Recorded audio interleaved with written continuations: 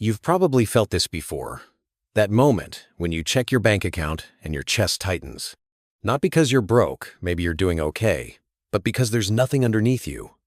No cushion, no safety net, just this constant, low-grade hum of financial anxiety that follows you into every decision you make.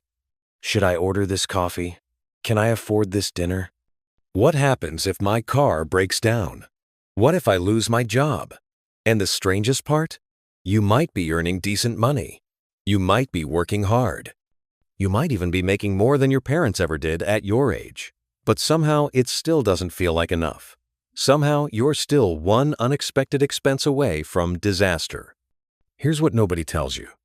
That feeling, that weight isn't about how much you earn. It's about how much you've kept. It's about whether you've crossed a threshold that fundamentally rewires how you experience money, how you make decisions, and honestly, how you see yourself. I'm going to walk you through something today that most people never discover. Not because it's hidden, but because the financial industry profits from keeping you focused on the wrong things. They want you chasing returns, chasing yield, chasing the next hot stock. Meanwhile, the single most transformative thing you can do with money happens long before any of that matters. And it starts with a number that might seem modest, $10,000.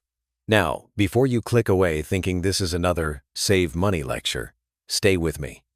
Because what I'm about to explain has nothing to do with discipline, nothing to do with willpower, and everything to do with a psychological and mathematical shift that most people accidentally stumble into if they're lucky, but never actually understand. Here's the uncomfortable truth that's probably going to challenge something you believe right now. The hardest dollar you will ever save is not your last dollar. It's not dollar number 9,999. The hardest dollar you'll ever save is dollar number 1. And not because of math, because of identity.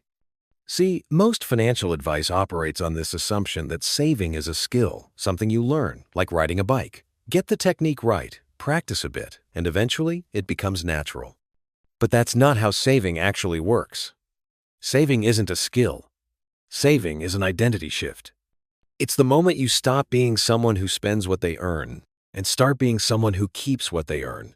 And that shift, that internal rewiring, is what makes everything else possible. The reason most people fail to save isn't that they can't do the math.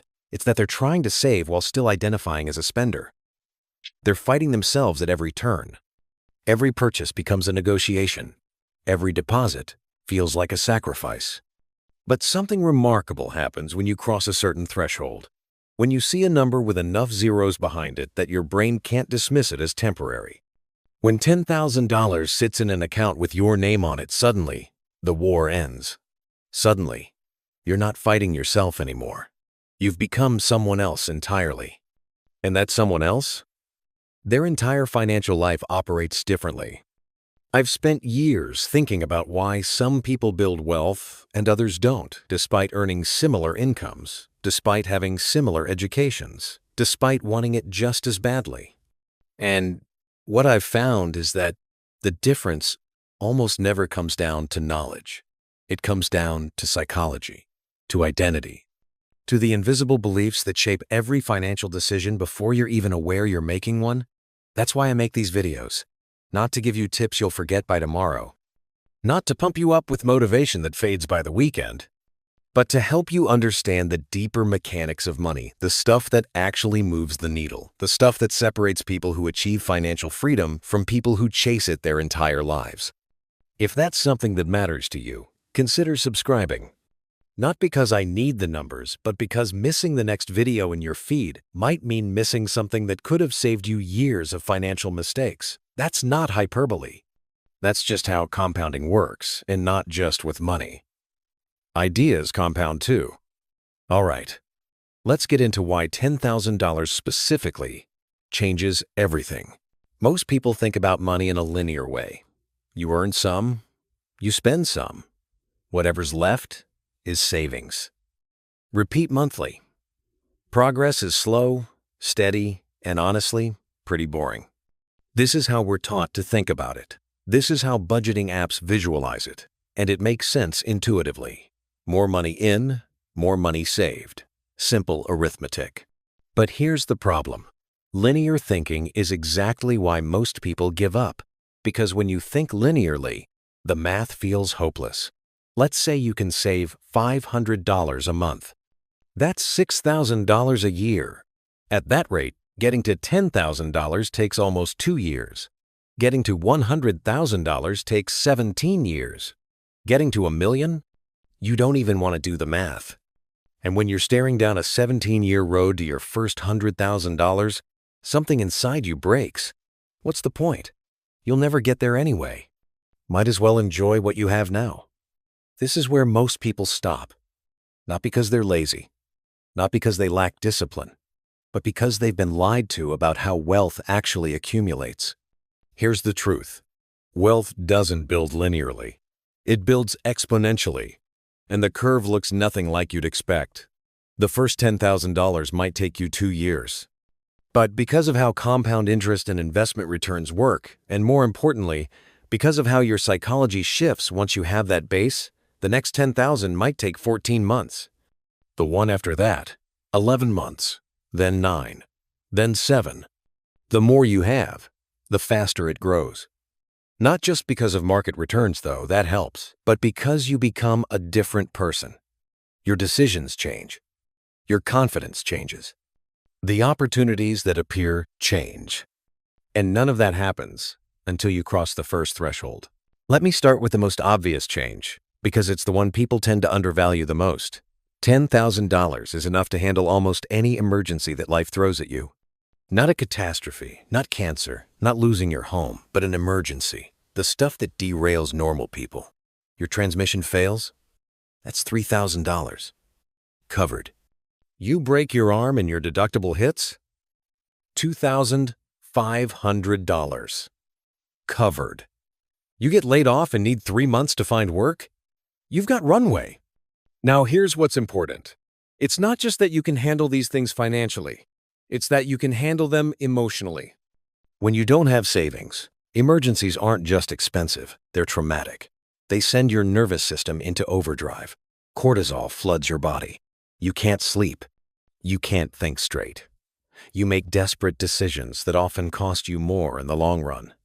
But when you have $10,000 sitting there, untouched, waiting for exactly this moment, an emergency becomes what it actually is.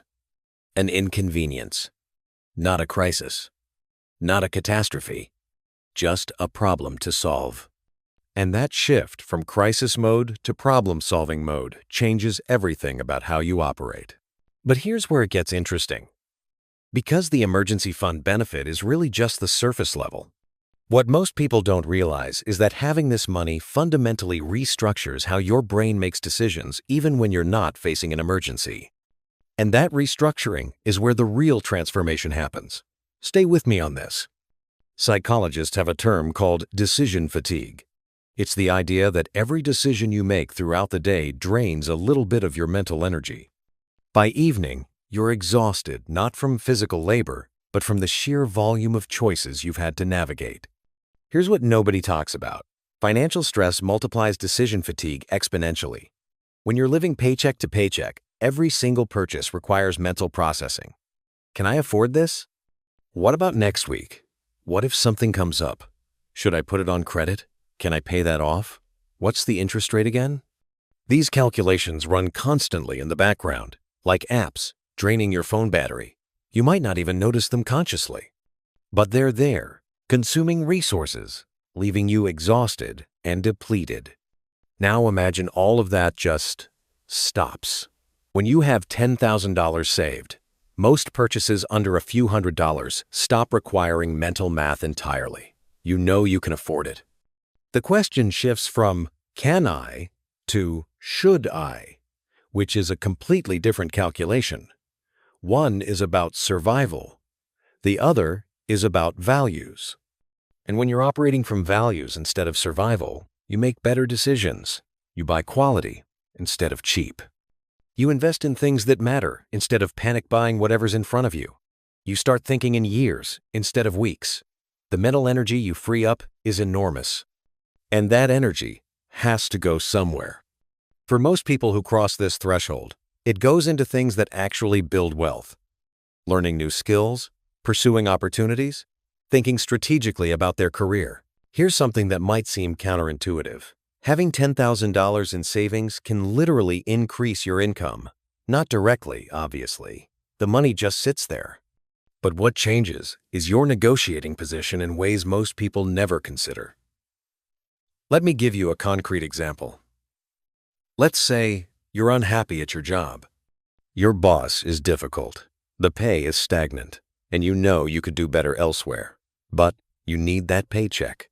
You've got rent due in 2 weeks. You can't afford a gap in employment. So what do? You stay. You tolerate.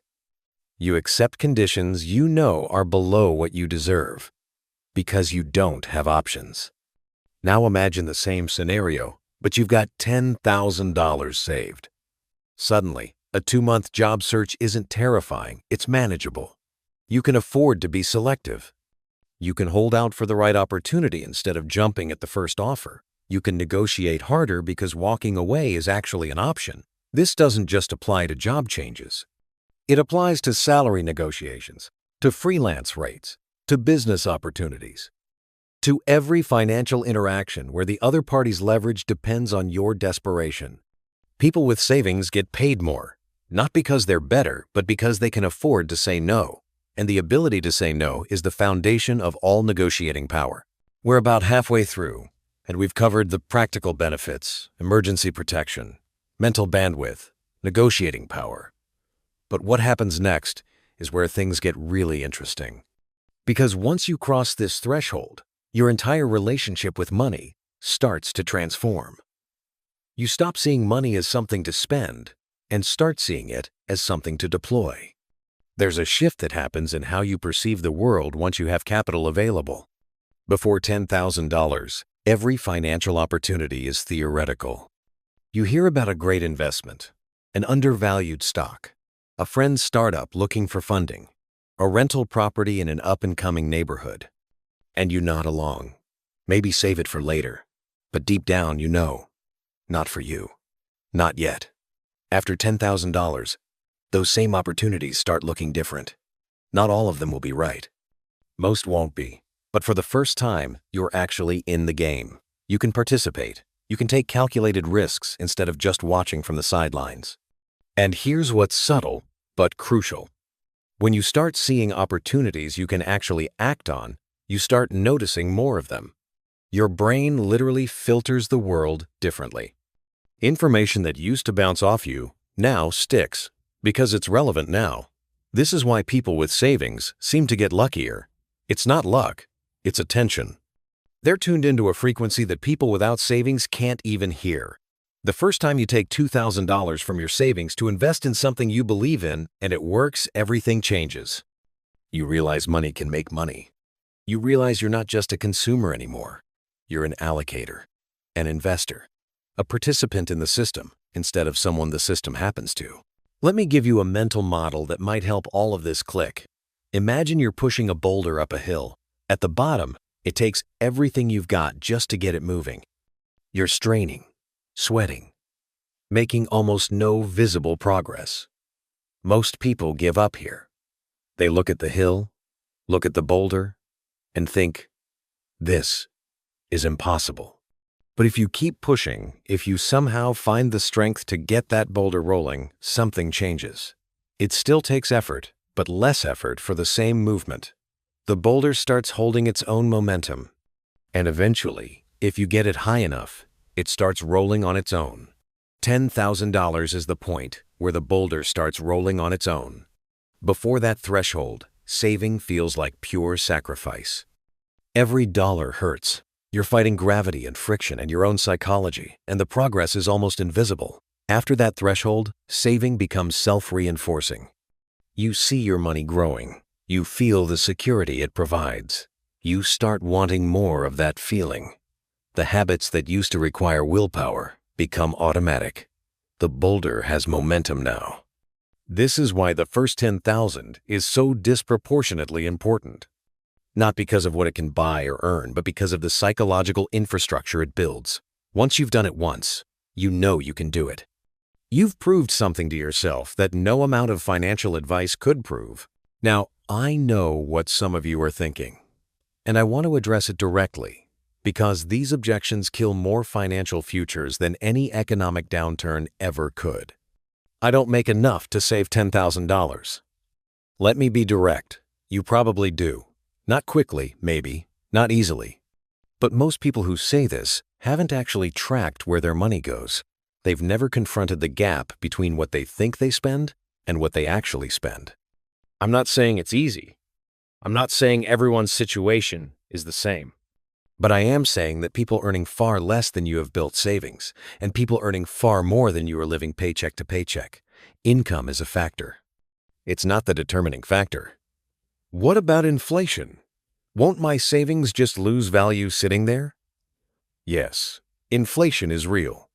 And yes, cash in a savings account will lose purchasing power over time. But here's what that objection misses. The $10,000 isn't meant to be your wealth. It's meant to be your foundation. It's the platform from which you build wealth. Worrying about inflation on your emergency fund is like worrying about gas mileage when you don't have a car yet. Get the car first. Optimize later. What if the market crashes right after I start investing? Good. Seriously good. Here's what most people don't understand about market downturns. They're only devastating if you're forced to sell. If you have a solid emergency fund and a long time horizon, market crashes are opportunities. Everything's on sale. You're buying future wealth at a discount. The people who get destroyed by crashes are the people who have no cushion, who need their investments for emergencies and have to sell at the worst possible time. That's not you, once you have this foundation in place. I've tried saving before. It never works. This is the objection that hurts the most because it feels the most true. You've been here before. You've tried. You've failed. Why would this time be different? Here's why. Because now you understand what you're actually building. You're not building a number. You're building an identity. You're building momentum. You're building something that changes how your brain operates. Previous attempts probably failed because you were treating saving as a behavior to force rather than an identity to become. That's not your fault. It's how we're taught. But understanding the real game changes how you play it. Let me paint you two pictures. Two people. Same income, same city, same basic life circumstances. But 5 years from now, they look nothing alike. Person A has no savings. They're still living the same way they live today. Same financial anxiety, same limited options, same feeling of running on a treadmill that never stops. They've probably had a few emergencies in those 5 years, everyone does, and each one set them back months. Maybe they're carrying credit card debt now. Maybe they're burned out from jobs they couldn't afford to leave. Maybe they look successful on the outside, nice clothes, decent apartment, but inside, they're exhausted and trapped. Person B crossed the threshold. They saved their first $10,000, and then something shifted. They started investing. They took a career risk that paid off because they could afford to take it. They handled emergencies without drama. They sleep well. They think in years instead of weeks. They might not be rich, yet probably aren't, but they're building. They're progressing. They're moving toward something instead of just running in place. Here's what's almost cruel about this contrast. From the outside, these two people might look identical today. Same salary, same apartment, same car. The difference is invisible. But it's not imaginary. It's the most real thing there is. Because one of them has options, and the other doesn't. One of them has momentum, and the other is starting from zero every single month. Which person do you want to be in 5 years? I want to leave you with something that might be uncomfortable, but I think you need to hear it. Time is moving. It's moving right now as you watch this. Every day that passes is a day you either moved toward financial freedom or stayed exactly where you are. I'm not saying this to stress you out. I'm saying it because it's true. And because pretending it's not true doesn't serve you. The person you'll be in 5 years is being shaped by the decisions you're making today. Not the big decisions, the small ones. Whether you transfer $50 to savings this week or tell yourself you'll start next month. Whether you check your subscriptions and cancel the ones you don't use, or keep meaning to get around to it, these tiny choices don't feel significant in the moment, but they compound. Just like money compounds. Just like identity compounds. The math on $10,000 is simple. If you saved $500 a month, you'd get there in 20 months. If you saved $300 a month, you'd get there in just under 3 years. If you saved $200 a month, it's 4 years. Pick a number, any number that doesn't break you, and automate it. Set up the transfer so you don't have to think about it, don't have to decide, don't have to use willpower. Let the system do the work while you live your life. And then watch what happens. Watch how you start to feel as the number grows. Watch how your decisions change. Watch how opportunities start appearing that you never noticed before. This isn't about deprivation. It's not about suffering now to enjoy later. It's about crossing a threshold that changes what's possible for you. $10,000 is arbitrary. It's a round number. You could pick 8,000 or 15,000, and the principles would still hold. But you have to pick something. You have to start somewhere. And you have to start now, not because I said so, but because future you is waiting to see what you'll do. If this resonated with you, if something in this video shifted how you think about money even slightly, I'd ask you to do 2 things. First, subscribe if you haven't already. Not for me. For you. So that the next video finds you before you forget this feeling. Algorithms are powerful. Use them to your advantage. Second, leave a comment. Tell me your number. Tell me what you're committing to. Not because I'll check, but because putting it in writing, making it public, that changes something in your brain. It makes it real. You didn't find this video by accident. Something in you is ready for this change. Don't waste that readiness. I'll see you in the next one.